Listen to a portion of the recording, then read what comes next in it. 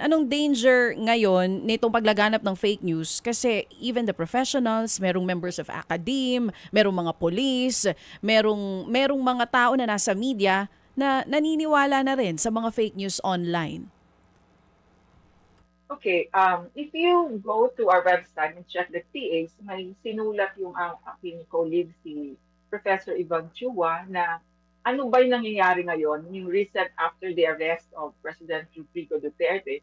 So may sinasabi niya, maraming manifestation ng fake news and disinformation doon. Ito yung mga bugos na quotations, ito ay mga misleading videos, tinatarget pati aking First Lady, si Lisa Araneta Marcos.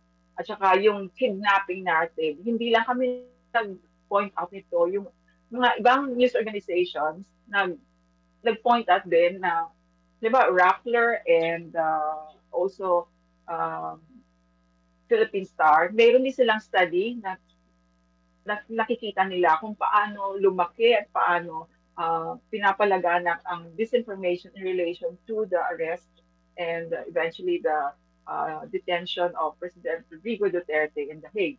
So, pero yung nakikita ko, madali siyang i-detect. Madali siyang i-debunk.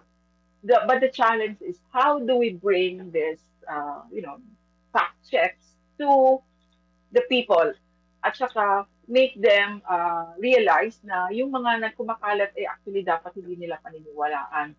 At saka dapat lumabas na sila sa networks na nagpapakalat ng ganong information kasi in this time we live in a network society. So kanya-kanya tayong network. Sabi natin the family before is the basic unit of society or tayong individual, but now the network is the basic unit of society.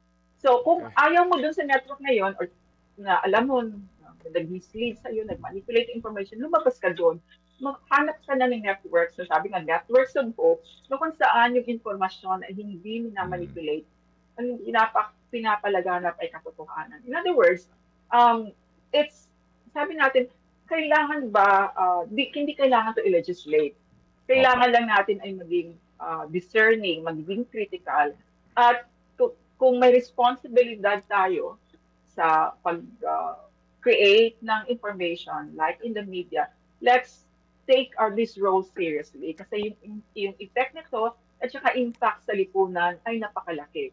So, Sige po. we should be responsible in our use of information and engagement in social media and make sure that we don't fall into this malign networks, so yung mga networks na nagpapakalat ng Opo. Sige disinformation. po. We have to stop them at some Opo. place, at Sige, ma'am. somewhere, at some Opo. Sige, sometime. ma'am.